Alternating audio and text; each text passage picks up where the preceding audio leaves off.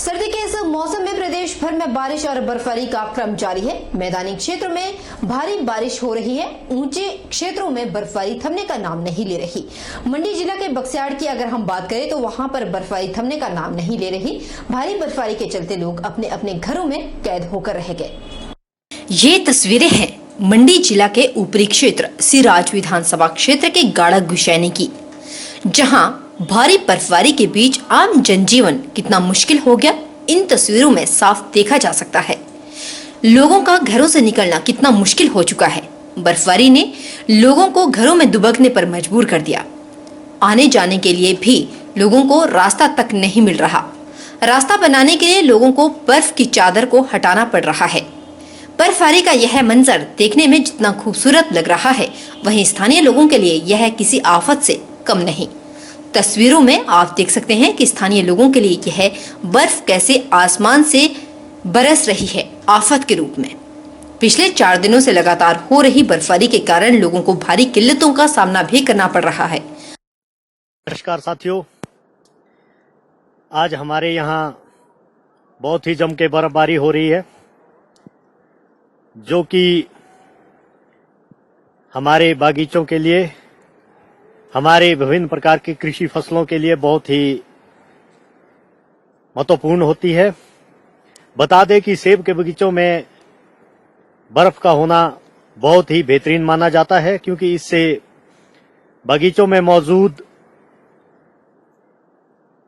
कई प्रकार के कीट पतंगे जो कि मर जाते हैं, और साथ ही सेब के चिलिंग ओवर्स पूरे होने में महत्वपूर्ण भूमिका निभाते हैं बर्फ, और इसके साथ नमी बरकरार रहती है। आज राज्य में बहुत अच्छी बर्फबारी हो रही है। ये बर्फबारी किसानों, बागवानों के लिए बहुत ही अच्छी साबित होने वाली है, क्योंकि जो बर्फबारी और ये जो बारिश हुई, इससे जो किसानों की फसल है उसको लाभ मिलेगा और एक अच्छी फसल आने वाले भविष्य में मिल सकती है। नमस्कार दोस्तों, आज हमने यहाँ बर्फ गिरी है, यहाँ बहुत ज्यादा ठंड है। धन्यवाद। एक और जहां मंडी जिला के ऊंचे पहाड़ी क्षेत्रों में बर्फबारी का दौर जारी है, तो वहीं मैदानी क्षेत्रों में दिन भर लगातार बारिश का दौर चलता रहा।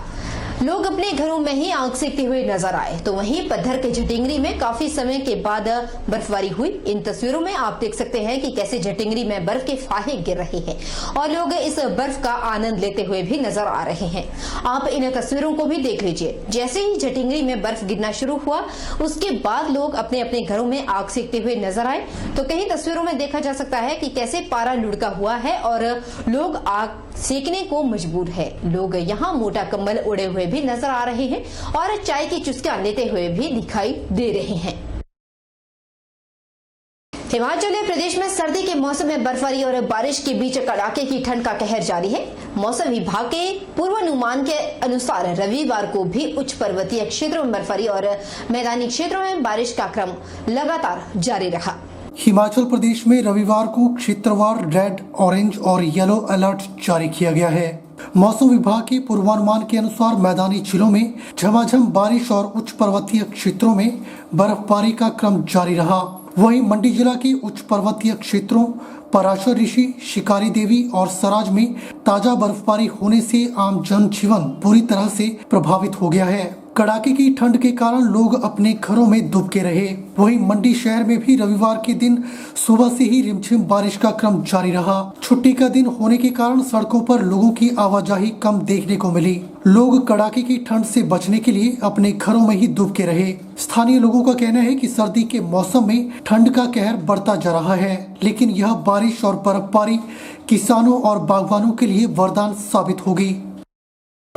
फसलों के लिए बारिश बहुत अच्छी है और सुबह से ये बारिश चली हुई है और बहुत अच्छा है। हमारे सेब जो है बर्फ़ भी चला है, बारिश चली है और सेबों के लिए, पेड़ों के लिए बर्फ़ बहुत अच्छी है। इस महीने में बर्फ़ गिरना बहुत अच्छी बात है। फसलें गेहूँ बीजी हुई है, आलू बीजे हुए हैं और उन फसलों के लिए जो है बारिश सही है। हमारी खेतीबाड़ी के लिए अच्छा है मौसम। हम चाहते हैं बारिश होनी ज़रूरी थी, लेकिन हो भी रही है, इसलिए हमारे बागवानों के काम आ गई है बारिश। ऊपरी इलाकों में बर्फबारी के कारण यहाँ ठंड बहुत बढ़ गई है। सुबह से बारिश हो रही है तो यहाँ ठंड का प्रकोप काफ़ी बढ़ा हुआ है, तो इस करके आग जलाई हुई है। अभी मौसम पता नहीं कैसा रहेगा, 2-3 दिन बता रहे हैं, खराब ही है। तो ठंड तो बहुत ज़्यादा हो रही है यहाँ भी, क्योंकि ऊपर बर्फ़ पड़ रही है, यहाँ बारिश हो रही है सुबह से, तो ठंड का प्रकोप काफ़ी है इस बार। पहाड़ी क्षेत्रों में तो बर्फ़ बहुत ज़्यादा है और यहाँ भी बर्फ़ तो बहुत ज़्यादा है, तो बारिश भी सुबह से लगी हुई है और ठंड भी ज़्यादा है, तो आग वगैरह जलाई हुई है, तो आग से के गुजारा कर रहे हैं अभी। तो शायद अभी बर्फ़ एक कब तक रहेगी बारिश, 1-2 दिन तो अभी कहा हुआ कि मौसम ख़राब ही रहेगा, तो ठंड का बचाव करते हुए हम जरा। उधर हिमाचल प्रदेश के पहाड़ों पर सर्दियों के दौरान बर्फ का आनंद उठाने के लिए बाहर से आने वाले पर्यटकों को सुरक्षित यात्रा के लिए वाहन चलते हुए कुछ सावधानियां बरतनी होती है, ताकि वे इस रोमांचकारी यादगार यात्रा का आनंद सुरक्षित ले सके।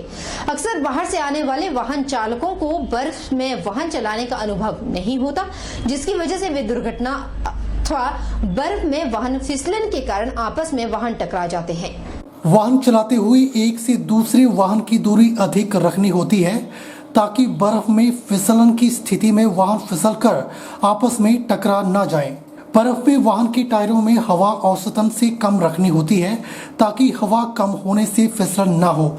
इसके साथ साथ गियर हैवी रखनी होती है और गति भी कम। हल्के गियर में या तेज गति में वाहन फिसलकर बेकाबू हो जाती है। इसके साथ साथ स्टीयरिंग को ज्यादा तेजी से घुमाना नहीं होता, अन्यथा स्टीयरिंग घूमते ही टायर तेजी से मुड़कर बर्फ में फिसल जाएंगे। हो सके तो टायरों के लिए बर्फ में चेन लगाकर धीमी गति के साथ वाहन चलाएं। बर्फबारी के दौरान बाहर से आए पर्यटक बर्फ देखने आते हैं, लेकिन उन्हें बर्फ में वाहन चलाने का अनुभव नहीं होता है, जिसके कारण कई पर्यटक वाहन दुर्घटना का शिकार हो जाते हैं। ऐसे में पर्यटकों से अपील है कि कुछ गाइडलाइंस को फॉलो करें, जिनमें बर्फ में स्पीड कम रखें, ब्रेक का इस्तेमाल कम करना पड़े, ब्रेक बर्फ में फिसलती है, वाहन के टायरों में हवा कम रखें, एक से दूसरे वाहन की दूरी औसतन अधिक रखें। आजकल सर्दियों के मौसम में काफ़ी भारी बर्फबारी की वजह से आने वाले पर्यटक जो हिमाचल में आते हैं, उनसे मेरी ये निवेदन है कि जब भी वे हिमाचल में आते हैं तो सबसे बड़ा रीज़न यहाँ पे सर्दियों में हिमाचल में गाड़ियों के एक्सीडेंट होने का ये होता है कि ज़्यादातर टूरिस्ट जो पर्यटक आए होते हैं उनकी गाड़ियाँ आपस में बचती है। उसका सबसे बड़ा रीज़न ये है कि देखो, एक तो उन्हें सर्दियों में यहाँ बर्फ़ में पहाड़ियों में गाड़ी चलानी आती नहीं है, ठीक है। उसका सबसे बड़ा रीज़न ये है कि वो सोचते हैं कि ये कोई आसान काम है, लेकिन यहाँ पे हिमाचल में जो लोग रहते हैं उन्हें पता है कि इस चीज़ के लिए क्या क्या सेफ्टियाँ यूज़ करनी होती है। जैसे कि टायरों में आप अपनी हवा कम रखें, टायर थोड़े थोड़े बैठे हों आपके बर्फ़ में ताकि वो चलें, वरना फुल जैसे पूरी हवा होती है उसमें घूमते हैं टायर, और एक्सीलेटर कम देना होता है, ठीक है। जो एक गाड़ी से दूसरी गाड़ी का फासला होता है वो एक मेंटेन रखना होता है। बिल्कुल चिपक के चलेंगे तो आप अगला इंसान ब्रेक मारेगा तो वो बच जाती है गाड़ी, सीधी सी बात है।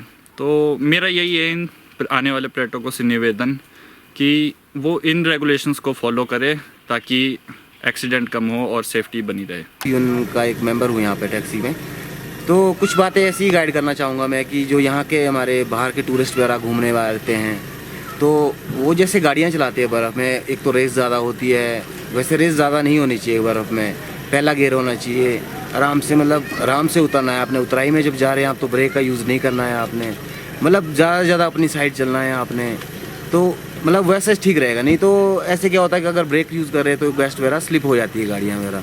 इसलिए मैं यही सजेस्ट करूँगा कि गाड़ियाँ आराम से चलाएं, हैवी गियर में चलाएं, ब्रेक का कम से कम यूज़ करें और काफ़ी दूरी बना रखें, स्पेस बहुत ज़्यादा होना चाहिए गाड़ी में, गाड़ी के आमने सामने। वाहन को तेजी से न घुमाएं, टायर तेजी से घूमने पर गाड़ी बर्फ में फिसल जाती है।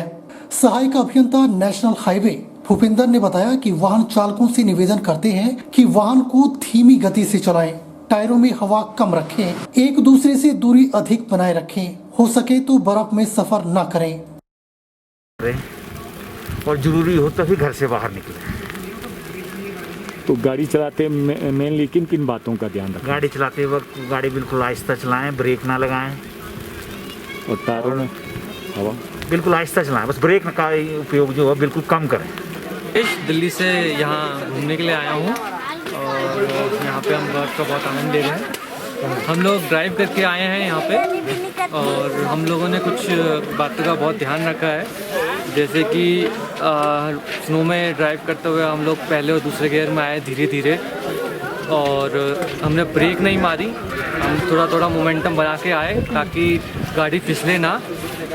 और हमने स्नो चेन भी अपने पास रखी है कि इन केस अगर हमारे पास ज़्यादा फिसलने लगती है तो हम स्नो चेन बांध के भी आ सकते हैं। नालागढ़ में सल्लेवाल में फैक्ट्री में काम करने वाले मजदूर से ठगी मामले को पुलिस ने 7 महीने में ही सुलझा लिया। नालागढ़ पुलिस ने शातिर आरोपी को झारखंड से गिरफ्तार किया है। फिलहाल शातिर आरोपी को नालागढ़ कोर्ट में 5 दिन का रिमांड मिला। पूरा मामला क्या है, आइए देखते हैं। नालागढ़ के सल्लेवाल में फैक्ट्री में कार्य करने वाले गौतम प्रसाद, जो कि यूपी का रहने वाला है, जिसके बैंक खाते से लाखों रुपए उड़ा लिए गए, जिसके बाद पीड़ित मजदूर ने इसकी शिकायत नालागढ़ थाने में दी। शिकायतकर्ता ने अपनी शिकायत में जानकारी दी है कि उसको किसी अनजान व्यक्ति का फोन आया और उसने कहा कि आपका एटीएम नया बनकर आ रहा है और आपके फोन पर एक ओटीपी नंबर आएगा और ओटीपी उनको देने पर उनका नया एटीएम उनको मिल जाएगा और कहा कि नहीं तो आपका पुराना एटीएम बंद कर दिया जाएगा। जिसके बाद पीड़ित मजदूर ने ओटीपी नंबर आने पर उसको दे दिया। पीड़ित ने बताया कि जब कुछ दिन बाद वे बैंक गया तो उसने अपना बैलेंस चेक करवाया और देखा कि उसके खाते से 2,99,213 रुपए खाते से निकाल चुके थे। जिसके बाद पीड़ित व्यक्ति ने पुलिस थाना नालागढ़ को इसकी शिकायत दी, जिसके बाद नालागढ़ पुलिस ने साइबर सेल की टीम को इसकी जिम्मेदारी दी। टीम में हेड कांस्टेबल भाग सिंह ठाकुर ने अपने नेतृत्व में एक टीम का गठन किया। उसके बाद नालागढ़ पुलिस ने आरोपी द्वारका मंडल, उम्र 20, पिता का नाम उमेश मंडल, गांव मिश्राना, थाना मधुपुर को झारखंड से गिरफ्तार कर लिया। जिसके बाद आरोपी को नालागढ़ कोर्ट में पेश किया गया, जहां से उसे 5 दिन का रिमांड मिला और आरोपी ने अपना जुर्म भी कबूल कर लिया। लेकिन अभी तक आरोपी के पास से पैसों की रिकवरी होना बाकी है। हमने 7/7/2021 को अभियोग पंजीकृत किया था 420 में। फिर हमने इस मामले में अनुसंधान प्रक्रिया के दौरान जो हमारी साइबर सेल की टीम है बद्दी की, उनका सहयोग लिया और हम आरोपी तक पहुंचे, जिस पर थाना से हेड कांस्टेबल भाग सिंह के नेतृत्व में झारखंड में हमने एक टीम भेजी और झारखंड से हमने 6 तारीख को आरोपी जो है वहाँ का झारखंड का द्वारका मंडल सन ऑफ उमेश मंडल मधुपुर का रहने वाला है, उसको हमने 6 तारीख को अरेस्ट कर लिया था। और पिछले कल हमने माननीय अदालत ACGM साहब नालागढ़ के समक्ष उसको पेश करके 5 दिन का पुलिस रिमांड भी हासिल किया है और आगे की प्रक्रिया जारी है। रुकेंगे छोटे से ब्रेक के लिए, ब्रेक के उस पार फौरन लौटेंगे, बन रही हमारे साथ।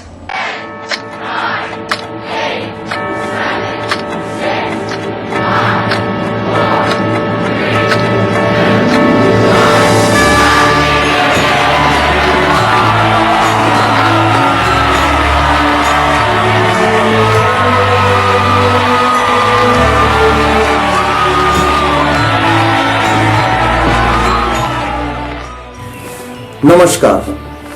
देशवासी और प्रदेशवासियों को देव मेटल इंडस्ट्रीज परिवार की ओर से इस नव वर्ष की हार्दिक शुभकामनाएं। इस नव वर्ष अपने घरों में लगाएं अत्याधुनिक तकनीक से lace UPVC door and Windows. और ध्यान रहे, कोरोना अभी खत्म नहीं हुआ है। हमारी गैर जिम्मेदारी कोरोना की तीसरी लहर के लिए सहायक हो सकती है, तो कृपया मास्क लगाकर रखें और कोरोना नियमों का पालन करें। धन्यवाद। जय हिंद, जय भारत। जब देखिए हम पूरे हिमाचल प्रदेश के मजदूरों को जो है नव वर्ष 2022 की बहुत बहुत बधाई देते हैं और माननीय मुख्यमंत्री श्री जयराम ठाकुर जी को भी बधाई देते हैं। और हमें पूरी उम्मीद है कि 2022 में जो है दोबारा से हिमाचल प्रदेश में भारतीय जनता पार्टी की सरकार बनेगी और जयराम ठाकुर जी जो मुख्यमंत्री बनेगी। अपने स्कूल स्टाफ और सभी SMC मेंबर्स की तरफ से सभी प्रदेशवासियों को, देशवासियों को, अपने अभिभावकों को, अपने स्कूल के बच्चों को नव वर्ष की शुभकामनाएं देता हूं। सभी को बताना भी चाहता हूं कि हमारा स्कूल अभी जो है वो क्लस्टर लेवल पे हमारी स्कूल की SMC जो है वो उत्कृष्ट SMC में चयनित हुई है आगे भी हमारा प्रयास रहेगा कि हमारी एसएमसी जो है वो जिला स्तर पर जो है वो चयनित हो। इसके लिए हम आशावान हैं और सभी को एक बार पुनः सभी देशवासियों को, प्रदेशवासियों को नववर्ष की हार्दिक शुभकामनाएं। साल 2022 की सभी देशवासियों को, प्रदेशवासियों को, हमारे बच्चों को तथा सभी शिक्षक साथियों को शुभकामनाएं। मैं भगवान से प्रार्थना करता हूं कि 2022 का वर्ष जो है वो शिक्षा जगत के लिए एक नई मिसाल के रूप में आएगा। पिछले साल कोविड की वजह से हमारे पढ़ाई में कुछ बाधाएं आई हैं। उम्मीद करते हैं कि 2022 में इस प्रकार की कोई बाधा नहीं आएगी और हमारे बच्चों को अच्छी शिक्षा जो है वो मिलेगी। मैं समग्र शिक्षा अभियान की तरफ से सभी बच्चों को शुभकामनाएं देता हूं। अच्छी शिक्षा सबको शिक्षा। सुनिशा सोलर एनर्जी प्राइवेट लिमिटेड की तरफ से आप सभी देशवासियों को नववर्ष की शुभकामनाएं। हमारे यहाँ आप सोलर के हर प्रकार के प्रोडक्ट के लिए पधार सकते हैं, जैसे solar inverter, solar power plant, solar water heater और solar home light system, solar light. कृपया यहाँ पधार कर एक बार सेवा का मौका दें।